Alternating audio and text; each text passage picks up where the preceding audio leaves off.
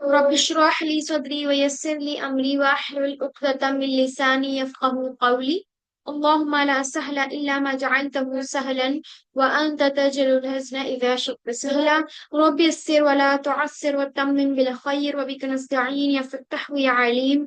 नहमदुहु व नुसल्ली अला रसूलिहिल करीम, अम्मा बअद। ठीक है, सबसे पहला क्वेश्चन है हमारा जिसमें आपको क्या करना है, इसमें इसका तर्जुमा लिखना है। ये ऑलरेडी क्लास में डिस्कस हो चुका है, मैं एक बार फिर से रिपीट कर देती हूँ। वल अस्र, कसम है जमाने की, इन्नल इंसान लफी खुस्र, बेशक इंसान अलबत्ता खसारे में है।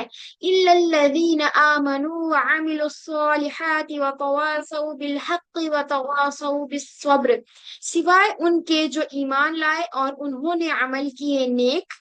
ठीक है, वह तवासव और एक दूसरे को वसीहत की, बिल हक, हक की, व तवासव और एक दूसरे को वसीहत की, तलकीन की, बिस्सब्र, सब्र की।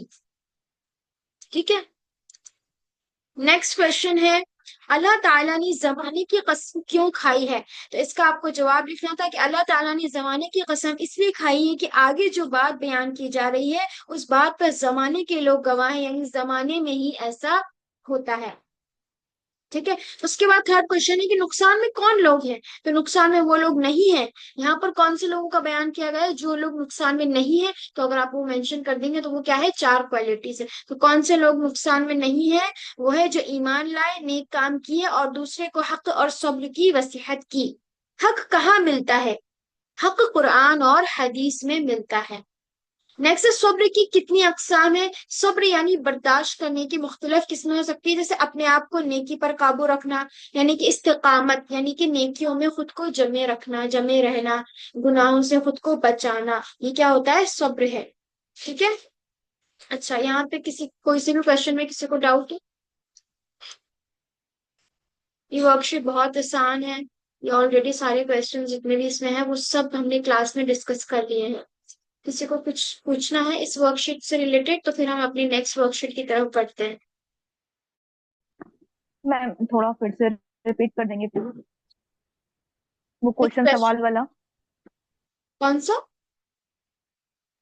मैम वो चारों क्वेश्चन जो पूछे नहीं, सबर किस चीज से मिलता है और अच्छा, four question number qualities. 5। Ma'am पूरा 1 2 3 4 5। ठीक है, आप रिकॉर्डिंग में सुन लीजिएगा पूरा। ठीक है, अभी जो मैं क्वेश्चन नंबर 5 रिपीट कर देती हूँ, सभी लोग क्लास में एक्टिव रहें, जो भी आपको आंसर बताया जाता है ध्यान से सुने। ठीक है, अब पूरा मुकम्मल स्टार्टिंग से रिपीट करना, थोड़ा हमारा टाइम भी उससे जाया हो जाएगा और फिर हम रिकॉर्डिंग से इस चीज को सुन सकते हैं। ठीक है, तो क्वेश्चन नंबर 5 फिर से सुन लीजिए। सब्र की कितनी अकसाम है? तो देखिए, सब्र यानी बर्दाश्त करना, इसकी बहुत सारी मुख्तलिफ अलग अलग किस्में हो सकती है, जैसे अपने आप को नेकी पर काबू रखना, नेकी पर जमे रहना, इस्तिकामत। ठीक है, और गुनाहों से खुद को बचाना। ठीक है, अगर कुछ भी तकलीफ आए तो उस पर हमें क्या करना है, सब्र करना। ठीक है, तो आप इसमें जितना भी आप उसको और ज्यादा एक्सपैंड कर सकते हैं तो उस तरह से आप लिख लें। शॉर्ट में ये है कि नेकी ऊपर जमे रहना और गुनाह से खुद को बचाना, ये क्या है, सब्र है। ठीक है, और कोई क्वेश्चन है, किसी को डाउट है?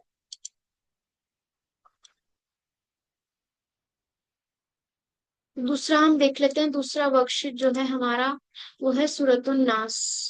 चलो,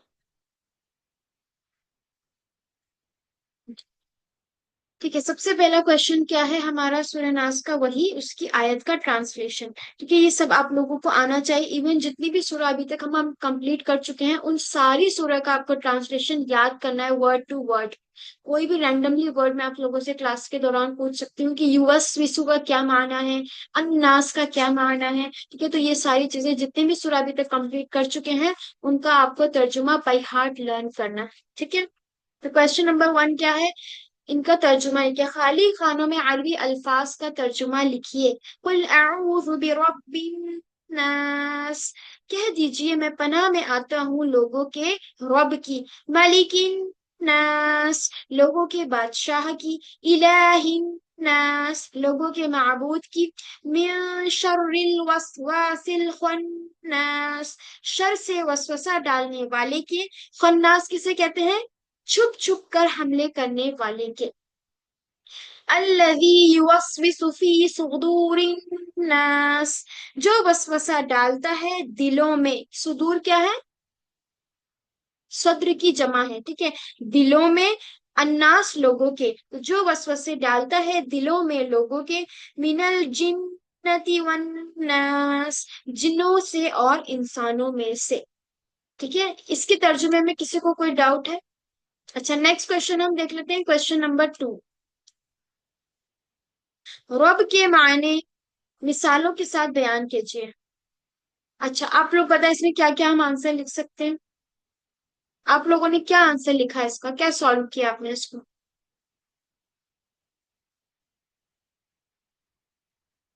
रब के बहुत सारे माने हो सकते हैं, स्टार्टिंग में भी हमने पढ़ा था रब का जो है जो हम ज्यादातर यूज करते हैं वो क्या है, रब का माना क्या होता है? पालने वाला, राइट। अब पालने वाले की हम इसको ज्यादा एक्सपेंड करेंगे तो हम इसको क्या लिखेंगे?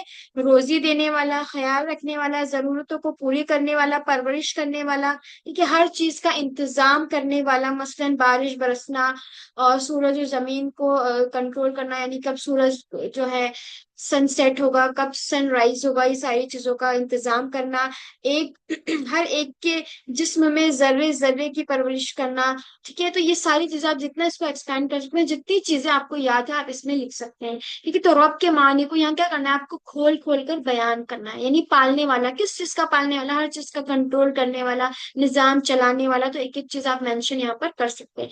शर के मानी और मिसालें बयान कीजिए। शर का क्या माना होता है? शर यानी कि तकलीफ, कोई बुराई।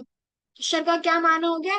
तकलीफ, बुराई। अब बुरा इसका क्या हम माना यानी मिसाल क्या बयान कर सकते हैं? किसी भी तरह की तकलीफ, यानी कि शैतान अगर हमारे ऊपर वसवसा डाल रहा है, किसी चीज का शर अगर हमारे अंदर है तो वो हमें पता नहीं लगता है, लेकिन अगर हम देखें कि शर किस चीज की तकलीफ को कहते हैं, वैसे वो तकलीफ जो हमें पता ही नहीं है कि वो कब हमारे अंदर वो चीज आ गई है, यानी कि हम उस चीज को महसूस नहीं कर सकते, ठीक है। इसलिए हमें क्या है, ये जो दो सूरतें हैं, कुल अऊज़ु बिरब्बिन नास और कुल अऊज़ु बिरब्बिल फलक, ये हमें तमाम शर से जो है हमारी हिफाजत करती है। तो आप लोग क्या बताएंगे, यहाँ पर कौन कौन सी एग्जाम्पल्स लिख सकते हैं, आप लोग बताएं। शर में कौन कौन सी तकलीफ हो सकती है?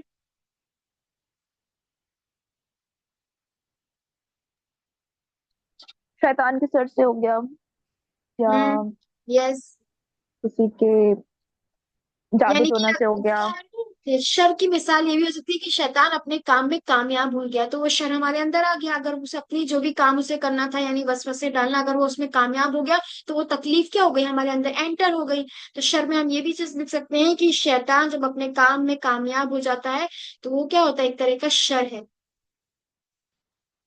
और बुराई करने लगता है इंसान, जैसे गीबत हो गया, तमाम शर से इंसान क्या है, गीबत करना है। कोई भी चीज जो गुनाह में हमें, गुनाह की तरफ हमें अट्रैक्ट करती है, वो तमाम क्या है, शर से होता है। अगर हमारे अंदर शैतान सिर्फ एक वसवसा डाल के हट जाता है, बाकी तमाम गुनाह जो होते हैं वो सब क्या है, हम खुद करते हैं, तो ये सारी चीजें क्या है, शर के अंदर आती है। और शर हमें क्या होता है, महसूस नहीं होता है। अच्छा, क्वेश्चन नंबर 4 है आपका, शैतान कैसे वसवसे डालता है? कौन इसका आंसर देना चाहेगा? शैतान कैसे वसवसा डालता है, क्या टेक्निक वो यूज करता है?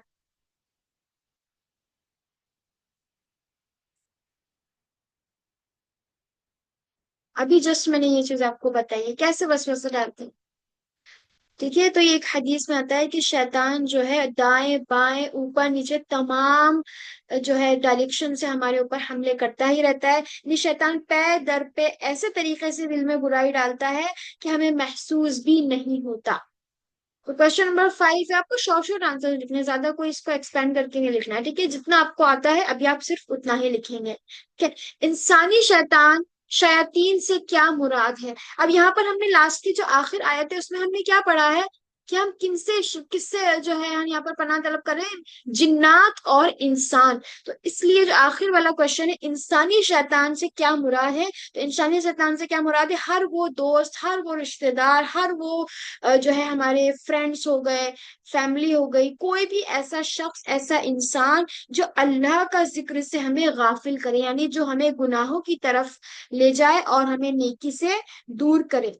यानी कि हमें अल्लाह के रास्ते से जो गाफिल कर दे, अल्लाह के दीन से जो दूर कर दे, इस्लाम के बारे में हमारे अंदर शक पैदा करे कि ये अहकामात गलत है, ये है वो, यानी जो हमारे अंदर अल्लाह सुब्हानहू तआला के दीन से हमें दूर करने की कोशिश करे, वो तमाम चीजें क्या है, इंसानी शर है। ठीक है,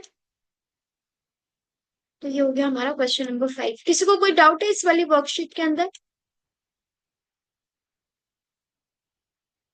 अल्हम्दुलिल्लाह, तो हमारा सूरतुल नास नो मैम। सूरतुल असर भी कंप्लीट हो गया है, मुकम्मल हो गया है। तो अल्लाह सुब्हानहू तआला हमें इन सूरा को अच्छे से पढ़ने की, गौर व फिक्र करने की और इस पे तदब्बुर करने की, एक एक अल्फाज के मीनिंग से हमें अपने जिंदगी में अमल करने की और इसको हिफ्ज करने की, इसके कुरान का नूर, कुरान का हिफ्ज, कुरान की शफाअत हमें अता करे और हमें ज्यादा से ज्यादा अमल करने की तौफीक अता फरमाए, आमीन या रब्बुल आलमीन। तो आज हम जो है ग्रामर पार्ट को डिस्कस करेंगे इंशाल्लाह।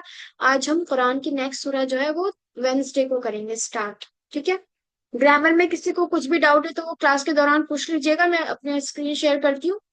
तो ग्रामर पार्ट हम आगे की तरफ, जो हमने कहाँ तक पढ़ लिया था, किसी को याद है, उसके आगे से हम डिस्कस करेंगे। 1 मिनट आप लोग वेट करें। आप लोग अपने नोट्स जो है बिल्कुल ओपन कर लीजिए। मैं ग्रामर का आप लोगों से आज क्वेश्चन करूंगी कि ग्रामर में हमने जो भी पढ़ा है किसको कितना याद है।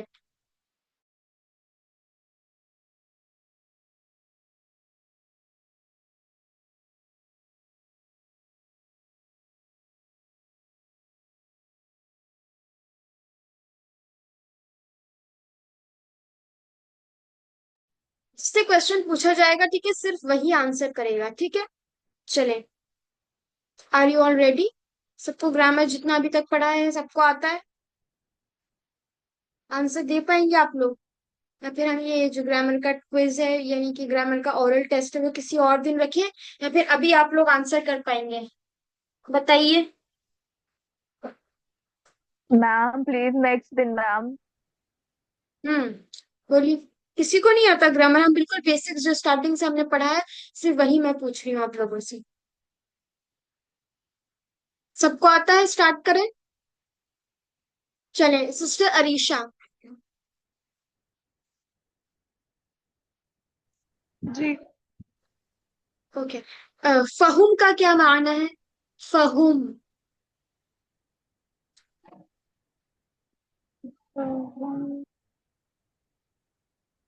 मैम मुझे नहीं पता। ये तो बहुत बेसिक है, हमने ग्रामर में बिल्कुल स्टार्टिंग में पढ़ा था। अच्छा, किसी को भी नहीं आता अभी तक ग्रामर में जो भी हमने पढ़ा है? किसको आता है फहुम? आप लोग नोट्स नहीं बना रहे हैं? आप लोग जो है क्लास कर रहे हैं या फिर बिल्कुल एक्टिव नहीं है इस कोर्स को लेकर? सिर्फ जो है जब टाइम लगा हम क्लास में आ गए, अदरवाइज हम कोई पता नहीं है कि हमने क्या पढ़ा है, कोई रिवाइज नहीं करते हैं, सिर्फ क्लास में आके बैठ जाते हैं कि बस जो आज हमें पढ़ा है उसको फिर सीख लेंगे, रिवीजन ही नहीं करते। तो कैसे आप लोग सीख पाएंगे ग्रामर? ग्रामर हम आसान है, लेकिन जब आप उसको रेगुलर कंसिस्टेंसी के साथ जो है क्लास अटेंड कर पाएंगे, तभी ग्रामर जो आपकी स्ट्रांग होगी, वरना आप उसको प्रॉपरली नहीं सीख पाएंगे। किसी को नहीं आता फहम का मतलब? किसी को नहीं आता? अस्मा,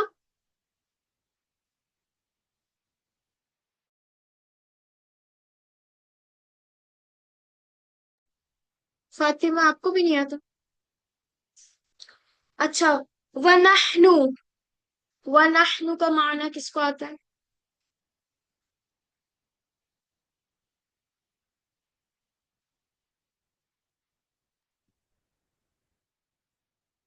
और हम सब। यस। अच्छा, ठीक है, नेक्स्ट क्वेश्चन है, काफिर की जमा क्या होगी?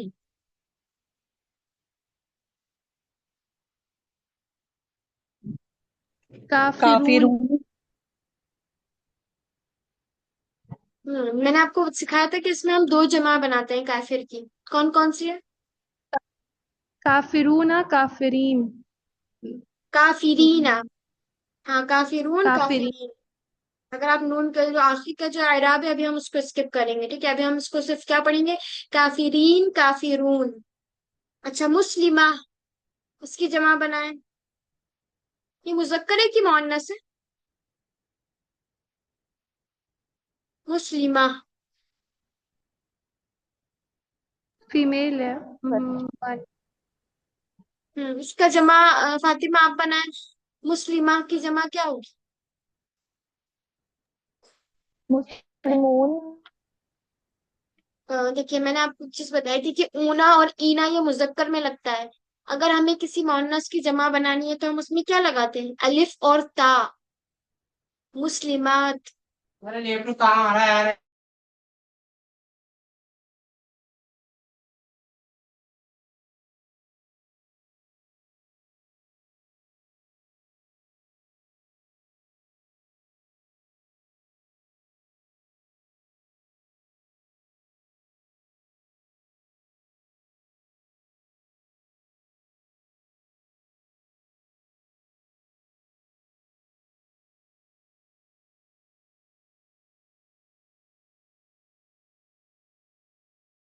अच्छा अच्छा, उसके बाद नेक्स्ट क्वेश्चन है कि जब हम किसी भी चीज को किसी की तरफ मंसूब करते हैं, यानी कि उसका रब, रब्बुहू, इसकी टेबल को कौन कंप्लीट करके बता सकता है? रब्बुहू के बाद क्या टेबल होगी? 6 लाइंस हमने सीखी थी। रब्बुहू, रब्बुहुम, किसी को याद है ये पूरी टेबल?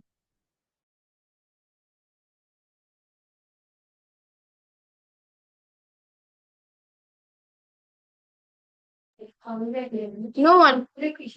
कौन ट्राई करना चाहता है?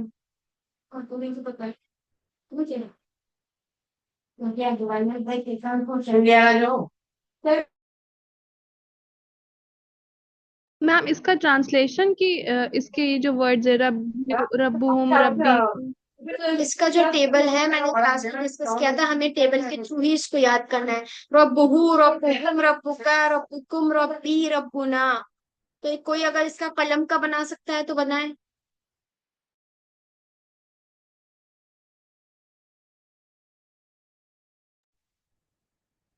ठीक है, तो आप लोगों का जो नेक्स्ट ओरल टेस्ट है वो फ्राइडे को होगा।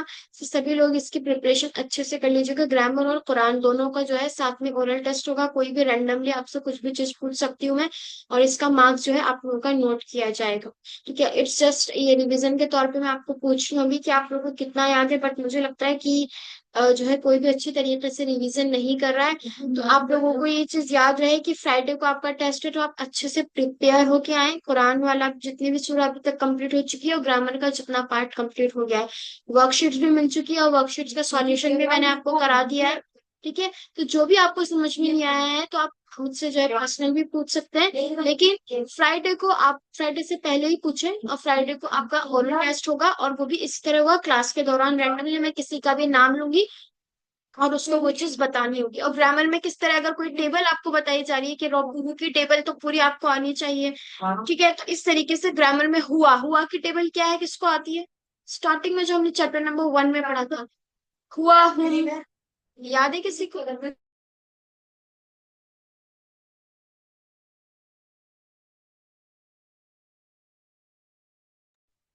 चलिए ठीक है, कोई मसला नहीं है, तो फिर यस हम मैम। अच्छा ठीक है, फातिमा सुनाए। चुप रहो। मैं वह हुआ और वह हम और वह सब, व अंत और आप, व अना और मैं, व अंतुम और आप सब, व नहनु और हम सब। माशाल्लाह, ठीक है। ठीक है, ये तो आपने बताया हुआ के साथ, लेकिन अगर हम इसको सिंपल याद करेंगे तो हुआ हम अंत अंतुम अना नहनु। ठीक है, और अगर इसमें हम फा ऐड करेंगे, वाह ऐड करेंगे, तो फिर वो बाद में एडिशन होगा। बेसिक जो है इसकी यही है, हुआ हम अंत अंतुम अना नहनु। ठीक है, ये सभी को आनी चाहिए ग्रामर वाला पार्ट। तो नाउ हम अपनी क्लास एंड करते हैं। तो कल वेंसडे की क्लास में हम नया सूरा स्टार्ट करेंगे और ग्रामर का आगे का पार्ट भी सीखेंगे। तो आप लोगों से रिक्वेस्ट है कि आप लोग जो है इसको अभी भी आपका फर्स्ट टाइम है कि रिवीजन कर लीजिए, वरना जब आगे हम बढ़ते जाएंगे आपका जो फाइनल एग्जाम होगा तो फिर उसमें आपको मुश्किल आ सकती है। तो नाउ विल एंड ओवर है इंशाल्लाह। सुब्हानक अल्लाहुम्मा व बिहम्दिका, अशहदु अल्ला इलाहा इल्ला अंता, नस्तगफिरुका व नतूबु इलैक। जज़ाकुमुल्लाहु खैरन कसीरा व अहसनुल जज़ा फिद दार। अस्सलामु अलैकुम। चलो